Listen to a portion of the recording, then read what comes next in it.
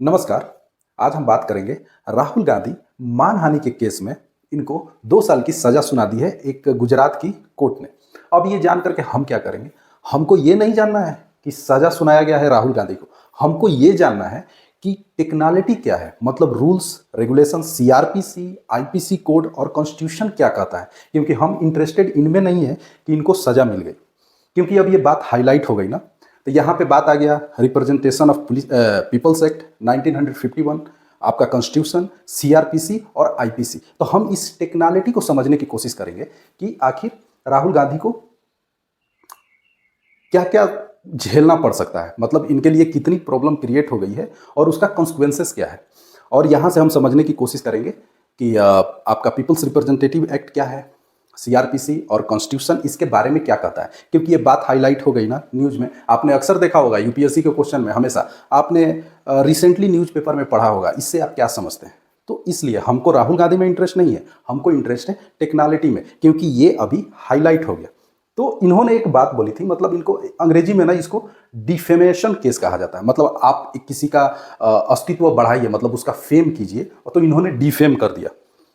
2019 के Lok Sabha election speech में इन्होंने कर्नाटक में एक बात बोली थी कि मोदी टाइटल रखने वाले सारे लोग, जैसे आपका नीरव मोदी, फिर आपका ललित मोदी जो फर्स्ट कमिश्नर थे आपके आईपीएल के, ये सारे लोग ऐसा स्कैमर्स क्यों होते हैं? ऐसा ही इन्होंने अपने भाषण में ऐसा कुछ बोल दिया था, जिसपे एक और मोदी जी, पूर्णेश मोदी, जो अभी बीजेपी के एक नेता है गुजरात में, उन्होंने केस कर दिया कि ये मानहानि का केस है सर, उन्होंने सारे मोदी टाइटल धारियों को डिफेम किया है, इसलिए हम ये केस कर रहे हैं। और उसी के अंतर्गत इनको 2 साल की सज़ा सुना दी गई। 2 साल की सज़ा सुना दी गई और 1 महीना का इनको टाइम दिया गया है कि आप अपने आप को अगर बचा सकते हो तो बचा लो। अब उसमें कुछ धाराएं आपके आरपीए एक्ट, मतलब representation of peoples act, CrPC और आईपीसी, तो ये सारी बातें हैं। तो आइए समझते हैं। आप ना चाहें सीआरपीसी पढ़ो या आईपीसी पढ़ो या रिप्रेजेंटेशन ऑफ पीपल्स एक्ट पढ़ो, ये सारे अपना जो होलसम जो पावर है ना कहीं हमारे संविधान से ही एक्सट्रैक्ट करते हैं। सीआरपीसी हो या आईपीसी हो, इनको पावर कहाँ से मिलता है? किसी को पनिश करने के लिए, या कैसे उस सीआरपीसी का मतलब होता है कोर्ट में कि किसी केस को हम प्रोसीड कैसे करेंगे, क्रिमिनल प्रोसीजिंग कोड, किस तरह से हम प्रोसीड करेंगे। और ये आपका पनिशमेंट डिफाइन करता है इंडियन पिनल कोड कि आपको क्या पनिशमेंट दिया जाएगा, किस आधार पे। और ये आर्टिकल जो है ना 327, वहां से the representation of peoples act 1950 इसको बनाया गया। और इसमें बेसिकली क्या है, कि सिलेक्शन कैसे होगा, उनका डिस्क्वालिफिकेशन किस किस बेसिस पे होगा। ये अकेला 60 पेज का है, लेकिन आपको सिर्फ क्रक्स समझने की जरूरत है। और जो जो इसके सेक्शन अभी हाईलाइट में है उनको समझने का जरूरत है, बस, ज्यादा नहीं। अब क्या वो पूरा पीपल्स आरपीए एक्ट थोड़ी पूछेगा। तो इसमें डिस्क्वालिफिकेशन कैसे करेंगे एमएलए का या फिर मेंबर ऑफ पार्लियामेंट का, उन पे कौन कौन सा एलिगेशन होगा। तो सिंपली आप ये समझ लीजिए कि अगर कोई रिप्रेजेंटेटिव है, पीपल्स का रिप्रेजेंटेटिव है, वो एमएलए हो या एमपी हो, उसको अगर 2 साल से, मतलब सेक्शन 8 का क्लॉज 3, ऐसे मतलब एक 8 जो है एक टाइटल है और उसमें जितने सारे नियम हैं उनको ब्रैकेट में दिखाया जाता है, उसको बोलते हैं क्लॉज। तो सेक्शन 8 का क्लॉज 3 बोलता है ना कि डायरेक्ट डिस्क्वालीफाई कर दो, डायरेक्ट डिस्क्वालीफाई कर दो। किसको? जिसको 2 साल या 2 साल से अधिक सजा हो गई है, उस कन्विक्ट को, मतलब पहले आप पे एलिगेशन लगता है कि राहुल गांधी ने ऐसा किया, एलिगेशन लगा, लेकिन वो अभी कन्विक्ट नहीं है, वो कोर्ट में जाएगा, क्रिमिनल प्रोसीजिंग कोड के द्वारा उसको प्रूफ किया जाएगा कि हाँ अब इसने किया है, तो वो कन्विक्ट बनता है, तब वो कन्विक्ट बनता है। तो कन्विक्ट को इमीडिएट डिस्क्वालीफाई कर दीजिए, आर्टिकल 3 कहता है। लेकिन आर्टिकल 4 ये कहता है कि उसको डिस्क्वालीफाई को रोका जा सकता है, कब तक? 3 मंथ तक। 3 मंथ तक किस किस कंडीशन में? या तो वो अपील में हो, दूसरे कोर्ट में, मतलब हायर कोर्ट में अपील कर दिया हो, जो मैटर है वो सब जुडिस हो, सेम ही चीज़ है, या फिर वो उन्होंने अप्लाई किया हो कि इसको थोड़ा रिव्यू कर लीजिए सर, हो सकता है कि कुछ मिस्टेक हो गया, तो उसको कितना हार्डली 3 महीने तक रोका जा सकता है। और इनमें से अगर कुछ भी नहीं हुआ, कोर्ट ने रिजेक्ट कर दिया या उसको डिसगार्ड कर दिया, तो आपको फिर डिस्क्वालीफाई होना पड़ेगा। अब राहुल गांधी के केस में क्या है? तो राहुल गांधी के केस में है उनको 2 साल की सजा सुना दी चुकी है और कोर्ट ने अपने तरफ से 1 महीने का उनको मौका दिया है। इसका मतलब 1 महीने के बाद से ये दिन गिना जाएगा। उनका कन्विक्शन गिना जाएगा। बात को समझिए, उनको सजा दे दी गई है, लेकिन कोर्ट ने ही अपने तरफ से 1 महीना का उनको समय दिया है। तो इसका मतलब ये इम्प्रिजमेंट अभी लागू नहीं हुआ है। अगर ये लागू हो जाता तो उनको इमीडिएट डिस्क्वालीफाई कर दिया जाता। 1 महीने के बाद अब देखिए, अभी ये जो केस है ये कंटिन्यूअस में है। मतलब अभी क्या रिजल्ट होता है, क्या नहीं होता है, उसके बाद हम आगे देखेंगे। अभी हम बात करते हैं, हाँ, उन पे धारा क्या लगी है। मानहानि में आपका धारा लगता है 499। ये खुद एक विवादास्पद धारा है। कुछ लोगों का कहना है कि जो आईपीसी की धारा 499 है, जिससे मानहानि का केस होता है, वो कहीं ना कहीं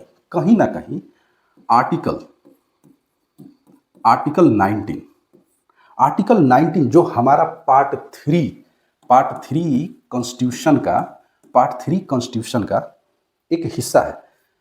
हमारे संविधान में सिटीजन के लिए, आपके और हमारे सिटीजन के लिए पार्ट 3 ही है। और कम से कम मैं सबसे ये रिक्वेस्ट करता हूं कि आप पूरा कॉन्स्टिट्यूशन मत पढ़िए, लेकिन आपको कम से कम पार्ट 3 पता होना चाहिए। अब पार्ट 3 क्या है? कुछ वकीलों का क्या कहना है कि 499 जो आईपीसी की धारा है वो किससे इंटरफेयर करती है? हमारे फंडामेंटल राइट से। और फंडामेंटल राइट हमारे कॉन्स्टिट्यूशन में कहाँ है? पार्ट 3 में। पार्ट 3 कहने का मतलब है कि लेसन 3 में। आप इतना समझिए, लेसन 3 में है। और आर्टिकल 19 से, इससे पहले भी है, मतलब आपका 14 से 13 से मान सकते हैं। 13 में तो डेफिनेशन ऑफ स्टेट, तो 13 से लेकर के 35 तक, तो आर्टिकल 19 से वो इंटरफेयर करता है। तो पहले ये समझते हैं कि इंटरफेयर क्या करता है। इसमें बहुत सारा फ्रीडम दिया गया है। पहला क्या है? Freedom of speech and expression. ठीक है, freedom of speech and expression. और आप फ्रीडम जो है, किसी को बोल करके आपने कहा कि सारे जो मोदी टाइटल धारी हैं, मैं बस उसका एग्जांपल दे रहा हूं, वो सारे के सारे चोर और स्कैमर्स क्यों होते हैं? आपने ये क्वेश्चन राइज कर दिया। आपने क्या गलती की? सिर्फ बोला तो, और आपने वो बोलने की आजादी तो हमको दी है, स्पीच एंड एक्सप्रेशन। तो इसीलिए लोग कहते हैं कि 499 जो है, हम अगर कुछ बोलते हैं तो कुछ लोग जा करके केस कर देते हैं। तो ये एक रिस्ट्रिक्शन तैयार करता है हमारे फ्रीडम पे। ये बात गलत है। ये बात पूरी तरह से सही नहीं है। ये एब्सोल्यूट नहीं है। अब आप कहिएगा कि एब्सोल्यूट क्या होता है? हम यहाँ पे आपको फ्रीडम दिए, बट ये एब्सोल्यूट नहीं है। इसको रिस्ट्रिक्ट किया जा सकता है। और freedom of speech and expression है, तो कुछ आदमी का आदत होता है, वो बोलेगा कम, गरियाएगा ज़्यादा। तो आपको हम अगर फ्रीडम ऑफ स्पीच दे दिए हैं, तो इसका मतलब ये थोड़ी है कि अनाधुन गाली देते रहिए। जो बात कहना है वो कहबे नहीं कीजिएगा। आपने गांव खेड़ा में ना झगड़ा देखा होगा, लेडीज लोग का चाहे किसी का भी, गरियाती ज़्यादा है, बोलती कम है। मतलब मैटर क्या है? कुछ पता नहीं, सिर्फ गाली दिए जा रहे हैं। तो ये आपका अधिकार नहीं है। आप किसी को गाली नहीं दे सकते। तो ये तो हुई स्पीच की बात। मतलब हमारा कॉन्स्टिट्यूशन है, आपको पॉजिटिविटी की ओर प्रेस करता है कि आप पॉजिटिवली बोलिए, क्या आपको दिक्कत है। अब गरियाए जा रहे हैं, तो ये आपका अधिकार नहीं है।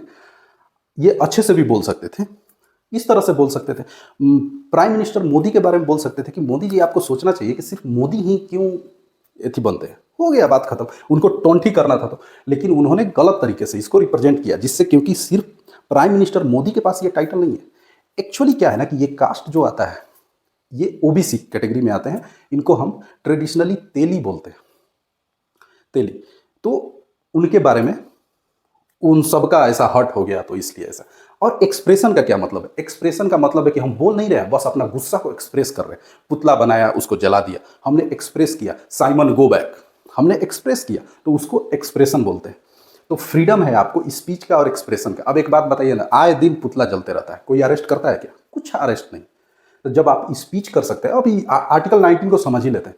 जब आप अच्छा स्पीच दे सकते हैं, अच्छे से अपने आप को एक्सप्रेस कर सकते हैं, दूसरे के एक्सप्रेशन को समझ सकते हैं, तो आपके सुनने वाले लोग आएंगे। तो आप असेंबली कर सकते हैं। असेंबली, जिस तरह से मैं बोल रहा हूं उसी तरह से इसको याद रखिएगा। असेंबली मतलब फ्रीडम ऑफ फॉर्म असेंबली। आप एक असेंबली बना सकते हैं। असेंबली लोग बनाते भी हैं। आप सोचिए ना, रोड जाम करके एगो बाबा जी बैठे रहते हैं, कथा उथा सुनाते हैं, लोग सुनता है, तो वो असेंबली है।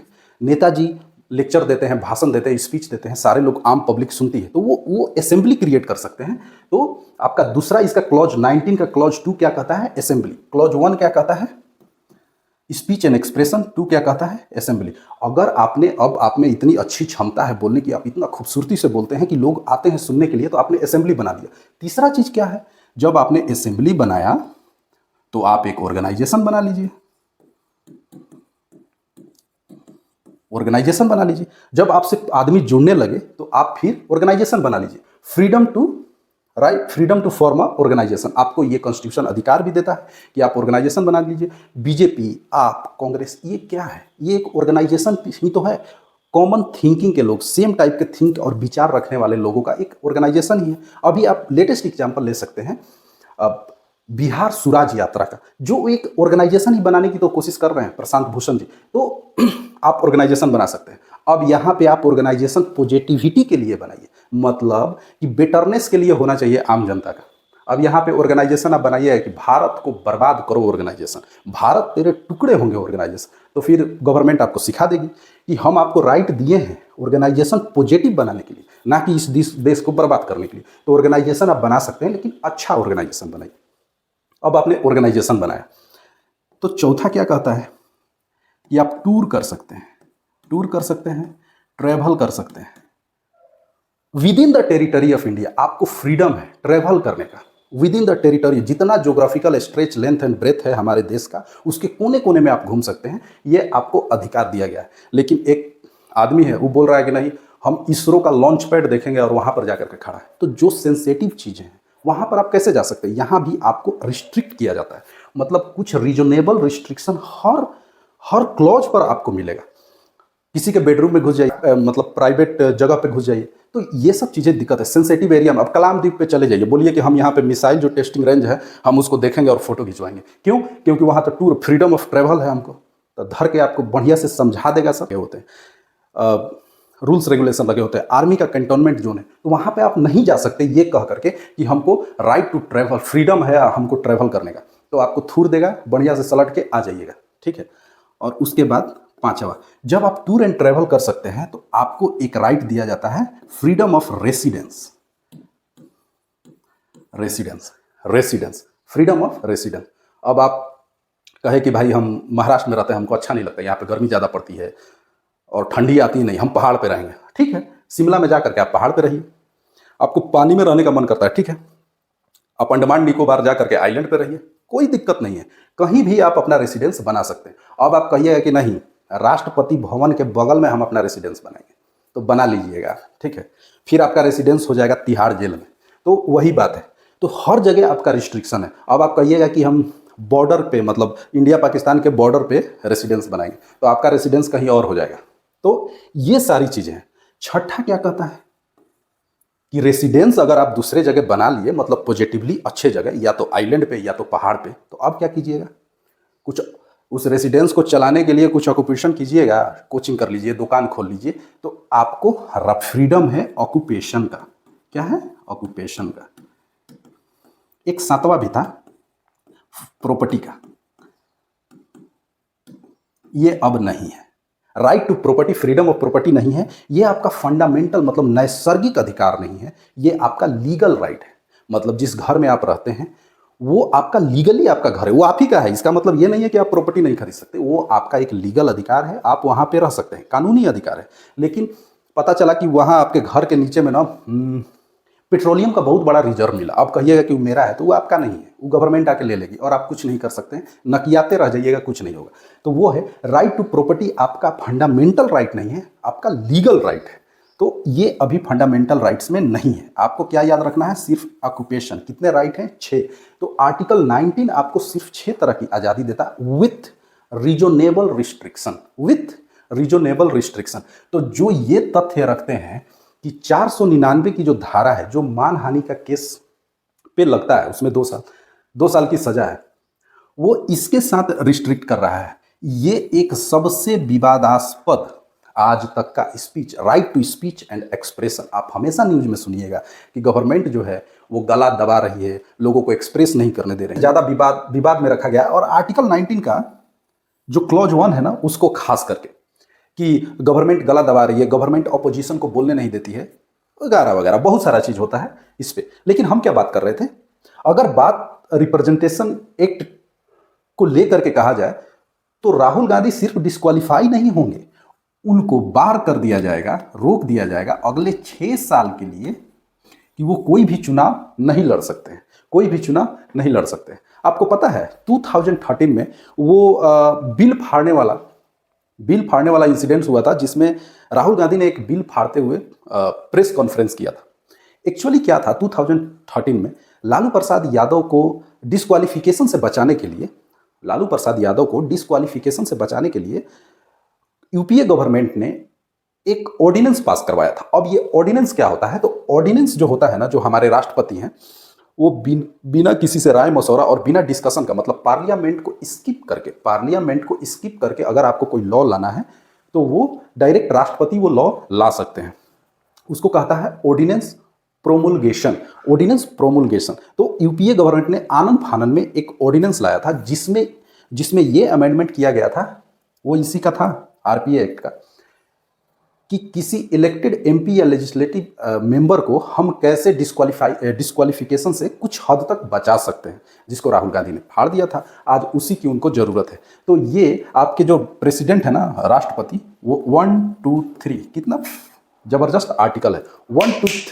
1 2 3 से वो क्या लाते हैं, ऑर्डिनेंस लाते हैं। और ऑर्डिनेंस लाया नहीं जाता, उसको प्रोमुलगेट किया जाता है। जैसे पहले क्या होता था, ब्रिटिश इंडिया में जो वाइसराय होते थे या जो हमारी क्राउन होती थी, वो प्रोमुलगेट करती थी। मतलब ऐसा, तो वही उसी टाइप का हम लोग ऐसा एक राजा की तरह रखते हैं, सुवेर्जिनिटी का डिग्निटी मानते हैं अपने राष्ट्रपति को। तो उनके पास ये अधिकार है प्रोमुलगेशन का, 1 2 3। और आर्टिकल भी जबरदस्त है, 1 2 3। इन्हीं का जैसा एक और प्राणी होता है, प्रेसिडेंट के जैसा ही, राष्ट्रपति के जैसा ही एक और प्राणी होता है जो स्टेट में बैठता है, उसका नाम है गवर्नर।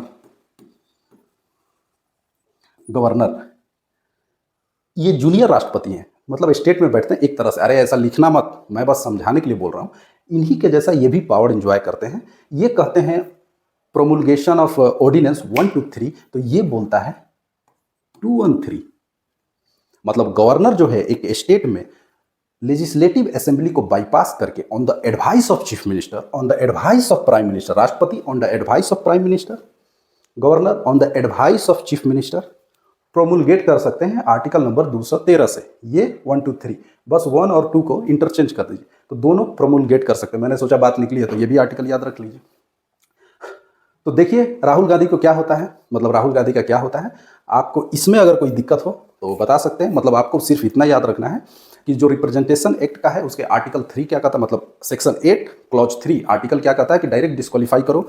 और आर्टिकल 8 का क्लॉज 4 ये कहता है कि अगर वो इलेक्टेड एमपी या एमएलए हैं तो 3 महीना तक उनको रोका जा सकता है। किस किस आधार पे, तो या तो अपील हो, सब जुडिस हो, या फिर हो। और इसमें आईपीसी की धारा क्या लगती है, तो 499। इसमें क्या प्रावधान है, तो प्रावधान आपका ये है कि 2 साल की सजा, और इलेक्टेड मेंबर हैं तो 6 साल तक, रिलीज होने के बाद 6 साल तक और वो इलेक्शन नहीं लड़ सकते। तो ये है। अब क्या है कि क्या ऐसी कुछ लोगों का डिमांड है ना कि मतलब इसको जो है ना, ये देखिए, ये एक्चुअली है क्रिमिनल। अब केस 2 तरह के होते हैं। यहाँ पर पहले एक चीज और समझिए, केस जो है ना 2 तरह के होते हैं। नंबर 1 क्रिमिनल, और एक होता है सिविल। क्या होता है, क्रिमिनल को हम क्या कहते हैं, फौजदारी। हिंदी में क्या बोलते हैं, फौजदारी। और सिविल को क्या बोलते हैं, दीवानी। तो हमारे पास हमारा जो लॉ है ना मानहानि का, वो दोनों पे एक्ट करता है। क्रिमिनल भी है, आपको सजा भी हो सकती है, आप जेल के अंदर जा सकते हो। सिविल यानी कि फाइन भी है। मानहानि में आपने सुना नहीं है, मानहानि का मैंने दावा किया है और 2 करोड़ का मानहानि का दावा किया है, तो मतलब फाइन का भी प्रोविजन है। तो हमारे यहाँ जो मानहानि का जो केस है वो दोनों है, क्रिमिनल है, आपको सजा भी हो सकती है। दीवानी सिविल कानून में सजा नहीं होती है, आपको फाइन भरना होता है। क्रिमिनल में ही जेल ओल में आपको रहना पड़ता है। तो जो आईपीसी 499 है वो हमारे इंडिया में डुअल नेचर है, मतलब क्रिमिनल भी है और सिविल भी है। अब इसका थोड़ा देख लेते हैं वर्ल्ड में कुछ प्रोमिनेंट कंट्रीज में क्या कंडीशन है। तो देखिए इंडिया में हमने सुना कि मतलब जाना कि डुअल नेचर में है। इंडिया में डुअल नेचर में, पाकिस्तान में सबसे भयंकर सजा है, यहाँ भी डुअल नेचर में है। फाइनल थी, सिविल भी है, क्रिमिनल भी है। और वो लोग तो इसमें और थोड़ा इसको मजबूत करने के लिए, जोड़ने के लिए और बना रहे हैं कि अगर किसी ने डिफेम किया आपका आर्मी को तो उसको 12-14 साल की सजा है।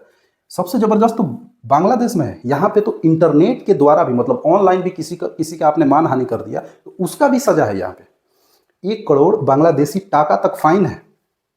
यहाँ पे 1 लाख पाकिस्तानी रुपया तक फाइन है।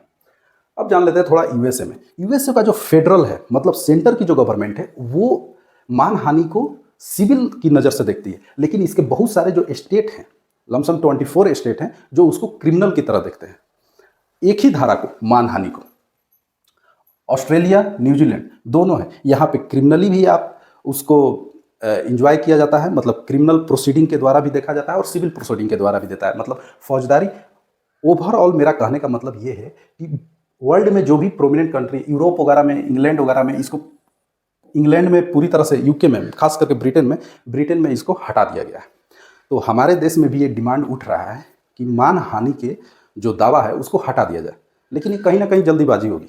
अभी हम उस लेवल पे नहीं हैं, हमारे अंदर उतनी साक्षरता और समझदारी नहीं है कि हम इसको पूरी तरह से हटा दें, क्योंकि तब तो सब कुछ भी कहने लगेगा। आप खास करके पॉलिटिक्स में देखिएगा 2-4 साल, मतलब 2014 से आगे चल करके पॉलिटिक्स में क्या कुछ सुनने के लिए नहीं मिला। मैं किसी एक पार्टी की तरफ से नहीं बोल रहा, सारी पार्टियों में क्या कुछ सुनने के लिए नहीं मिला। खून की दलाली, चौकीदार चोर है, चौकीदार चोर पे वार्निंग भी मिल चुका है राहुल गांधी को सुप्रीम कोर्ट के द्वारा, क्योंकि उन्होंने सुप्रीम कोर्ट का नाम लेकर के, कि अब सुप्रीम कोर्ट ने भी प्रूफ कर दिया कि चौकीदार चोर है। देखिए, आप और सारा एलिगेशन लगा सकते हैं मोदी पे, अगर विश्वास नहीं है ना तो इंडिया इंडिया न्यूज़ पे ना, इंडिया न्यूज़ पे वो क्या आता है पता नहीं, आपकी अदालत में ना एक बार राम जेठमलानी, अभी रहे नहीं, बहुत रिनॉन्ड एडवोकेट थे, उनका आपकी अदालत में एक शो हुआ था। उन्होंने उसमें डायरेक्टली वैसा कहा था, बहुत सारी बातें, कि मोदी जी पे आप कुछ भी एलिगेशन लगाओ, आप इकोनॉमिक एलिगेशन नहीं लगा सकते। मतलब वो आदमी कुछ भी हो सकता है, फ्रॉड नहीं हो सकता, वो इकोनॉमिकली फ्रॉड नहीं हो सकते। तो ये सारी चीज़ें ध्यान में रखनी चाहिए और अच्छे प्लान के साथ ऐसा बाहर निकलना चाहिए। किसी को ऐसा गलत बोल देने से कि तुम चोर है, तुमने ये चुराया, आपके पास अगर कोई मतलब सबूत या विटनेस नहीं है तो आपको ये इल्ज़ाम नहीं लगानी चाहिए और किसी पे भी नहीं लगानी चाहिए। सो फिलहाल के लिए इतना ही। Thank you.